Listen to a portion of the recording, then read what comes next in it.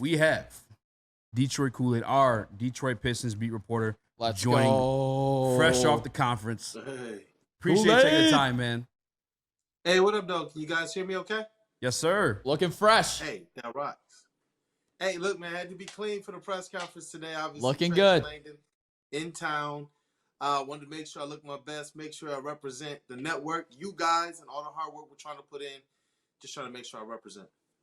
Kool-Aid, I just read a quote there from Trajan Langdon today on the trade market.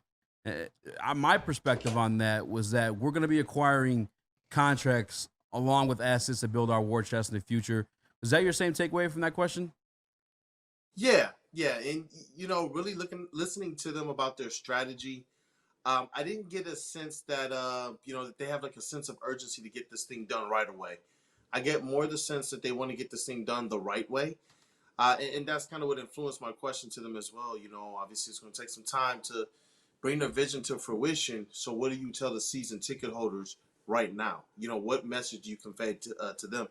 And ultimately, it's the message of knowing that they want to get this thing right, ultimately, is what is spurring a lot of these decisions. A fresh start, a unified voice, and getting this thing right once and for all. Kool-Aid, you say the right way. And we've heard that a lot in this town. We want to build it the right way. We've only seen it with one team that was actually able to do so, and that was the Lions. But with shout out, this much cap space, Kool-Aid, I got to say, are they just really going to take on all these bad contracts to take on picks, or are they going to go out and get somebody to help this team? You know what? I don't know how much today was trying to keep their strategy close to the vest, because obviously certain bits of information can influence what other teams may do in front of you in this NBA draft that's coming up on Wednesday. So I don't know how much of what they were saying today was actually, hey, listen, this is what we're going to do. Because when we tried to pry them in the media scrums after the press conference, Trajan effectively kind of pushed back on that. And it would seem that there is a little bit more assessing going on. And I think if they see a path or a window to being able to bring in some players that can help Cade Cunningham right now, someone they can build around right now, I think that they're going to go ahead and take that shot. But for right now, as it relates to kind of bringing in some vets they believe they can pay, that they can play right now, obviously it may be some junk that comes in with that. That's also a strategy that they talked about as well. So they could use this cap space, not necessarily to bring in stars, but to bring in players that they think can best complement the young players. Cool. I guess after hearing a little bit of the strategy today, what is the timeline you put on this team? I don't want to put a playoff stamp on it, but a play-in or something like that. I mean, did that change your expectation of the timeline of this team? Yeah, one of my biggest storylines that I wanted to get figured out going into this press conference was just that. Was there a sense of urgency to get this thing done? Are you riding with the young players, or are you looking to turn this roster over and make it a little bit more experienced? So are we looking at 2 to 3 years, or are we looking at another kind of restore type timeline, which they came in saying it's going to take 3 to 5 years? I get the sense that this thing is going to take obviously more than 2 years based on what they're saying, but I just don't know if this is them tempering expectation or if it's them kind of trying to play coy so that they don't give away their strategy. I do believe they have everything they need to turn this thing around within a couple seasons. I do. You got the cap space. You got some good young capital, because it's important to remember, Trajan Langdon isn't starting where Troy Weaver started.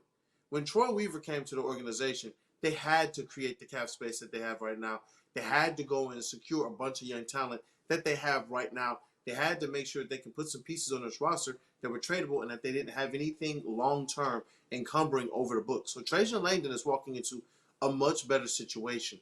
And some things that I heard from a lot of the other kind of support staff and employees of Platinum Equity is just how intelligent and how attention detail-oriented Trajan Langdon is. And that's why they're saying that they view him more as not just president of basketball operations, but a CEO, somebody whose voice is going to be the one that everybody marches to the beat of that drum. And so from that standpoint, it's encouraging, but it didn't really give me a clear window into how soon they're hoping this thing to get turned around. I expect at least 3 years. Yikes. That is not what Pistons fans want to hear. But if it it is the right way, yeah. if it is built the right way, I can get behind it, no doubt. Lions, 3 years. Yeah, true that. Yeah, we do have to give him time, no, without a doubt. Kool-Aid, one question I had for you. you just hit on it a little bit. What is the Yes, sir. power structure of this team? I talk about it all the time. Arntellum, his son, they got mentioned at this press conference. They were getting thanked. They were getting talked about by Tom. Kool-Aid, who's calling the shots? And does Trajan Langdon actually have the final say of basketball operations, or does he have other people in his ear still?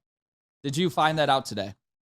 Listen, all the answers today and what we've seen up even before this press conference leading up to today, all the reports surrounding Troy Weaver and Monty Williams, is that though ownership made the decision to execute, it was largely due in part to what Trajan Langdon was saying to them as well about his vision moving forward, that they agreed it was better to have a fresh start to move forward. And so, yeah, today it seemed like a lot of the comments were about how Trajan Langdon is that voice. And I know Tom uses words specifically that's going to thread everything and connect all the dots. So from everything we got, and from some sources that I have as well that are connected directly to this thing, Trajan Langdon is supposed to be the individual reporting directly to Tom Gores, no more middleman. And when you look at the structure beneath him, everybody that's coming in beneath him is like coach, GM, other scout, and positional coaches and whatnot, that they're all supposed to follow his voice, his vision. So right now, as it relates to what they're saying, kind of reading between the lines, yes, we should have kind of one unified vision, voice, and kind of single path moving forward rather than multiple cooks in the kitchen and what's being reported of multiple factions. You guys already know for the most part of this season, I've been saying like, yo, there's something funny going on in that front office. You know, a lot of people were tuned in. They could really start to see it. Now, the structure is supposed to be much more single and less cooks in the kitchen.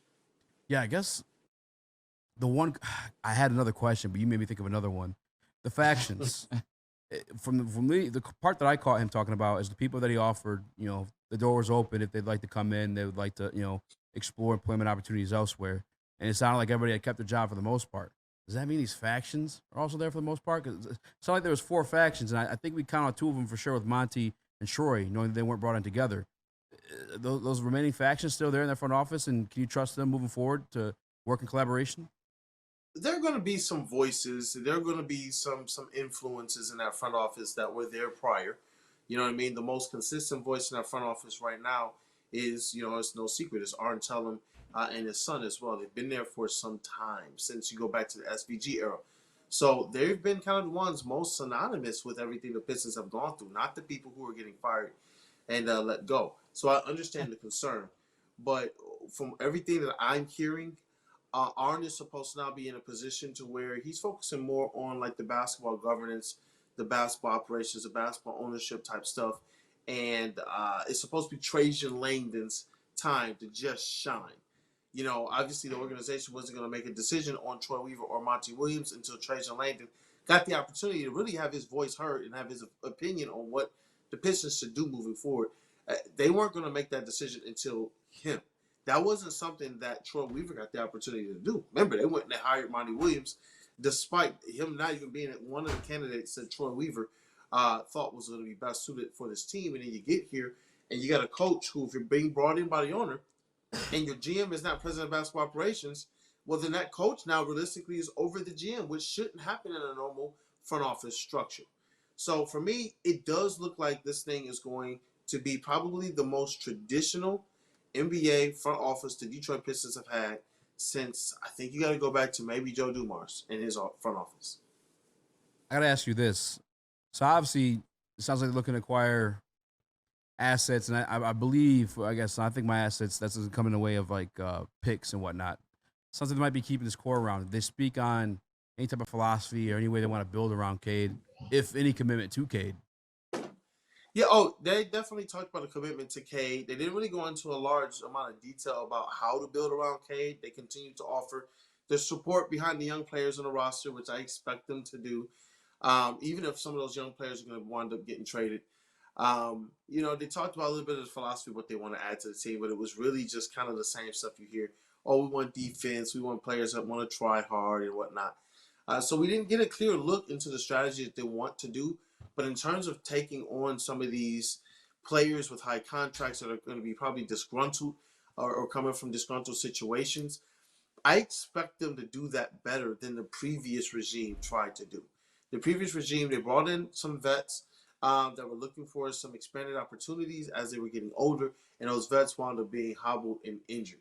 Could they play? Could they produce? Could they perform when they were there in the lineup? Yeah, but it was far and few in between. You mix that in with a bunch of young players, and it's just not going to fit the bill, And so now the hope and what we're hearing is that the types of players they're supposed to target are just going to be altogether different types of players. Like if you're talking about a vet, maybe, and I'm not saying they're going to target a Gary Harris, but those players that fit in that mold. Younger vets who've kind of had some experience, but you look at them and you say, oh, that person is still just 25, 26, 27. So looking at those types of players to be able to come in here, help to bolster this lineup. And one thing they did say is this. They want players that are going to increase the level of compete, not just in practice and on the court, but also in the weight room. And they want their coach, whoever comes in here, to make sure that they're doing that too. They want everybody competing and practicing and working out at a high level. And that's something that we heard Dan Campbell talk about early on in his days too. So this is something that they're establishing right now. And I assume the types of players that they're going to identify will fit that mold and be a little bit younger than the types of vets that were brought in here previously. Kool-Aid, I got to ask you, I'm going to put you on the spot, and I'm sorry to do so. Do you believe the Alaskan Assassin is going to be the guy to get the Detroit Pistons back to where they need to be, and that's in the playoffs, contending ultimately for a championship? You know what? I mean, it's a great question. That's the question everybody has. I know this is my third regime now covering the Pistons as a credentialed beat writer and reporter. And with the first one, I didn't see it come together. I just entered it while it was going on. The second one was Troy Weaver. And there was a lot of optimism, a lot of hope. Looking forward to trying to cover some winning basketball. And there are some things that I probably could have done better as a media member. That with this regime, it's like, you know what? I just want to see it being done. I don't want to hear anything. I just want to see it get done. Everything that I did hear, it does bring in some aspect of optimism because he said some nuanced things. You can tell he's a cerebral type guy. He's a thinker. He's an individual that I think he will wreck his brain until he finds the solution type of guy. And as they talk about him being this leader, this person that can take command, when you hear about Troy Weaver being here and not really taking command of the situation, like Jaden Ivey, I don't care if you think he and Kate are fit. The one thing that should have happened is Jaden Ivey should have been playing ball. Even if it was off the bench, he should have been getting minutes. But if you're not that leader and your voice doesn't matter as the GM of the squad, then I can understand why there could be a little bit more optimism to be had with a guy like Trajan Langdon, who they're saying, no, when this guy walks into a room, his voice is the voice that everybody listens to. So I expect there to be some success. How soon? Like I said, I'm expecting 3 years, 2 to 3 years. I'm hoping that they surprise us and get aggressive this offseason. But I can understand coming in as a new regime, wanting to take your time. So shout out. Thanks, Kool-Aid. Always appreciate it. Appreciate you guys, man. As always, heavyweights, man. The biggest interviews, the biggest breakdowns, the biggest laughs. Well, we're heavyweights, man. I appreciate it, man. Make sure you guys check out. Hey, Shout thank out. you. Check Shout out out Wake Kool-Aid. Up Woodward, Mondays through Fridays, 8 a.m. to 10 a.m. It's part of my morning every day. Every day. Kool-Aid, Kool-Aid's the man. Covers the Pistons so well. Shout out Kool-Aid. I know it's been a tough few years. Hopefully we can get back to relevancy, man. We know you deserve it. These fans deserve it too, man. They've been through a lot. Shout out Kool-Aid. Appreciate Everybody you. does, man. Y'all been in the trenches. I started covering Pistons at this network with Easy. Yeah. Easy, man. Like I'm serious Shout for out. a couple years. So definitely, man. I remember we got to do the interview down in the Players Club and all of that stuff down in the tunnel. So it's like they've been a part of this journey. Nick, you already know you've been a part of the journey. I've seen you as just a season ticket holder. Yep. A sad one. Sports, and now you're there. So it's been a few years, man. This Pistons Shout out. It includes you too as well.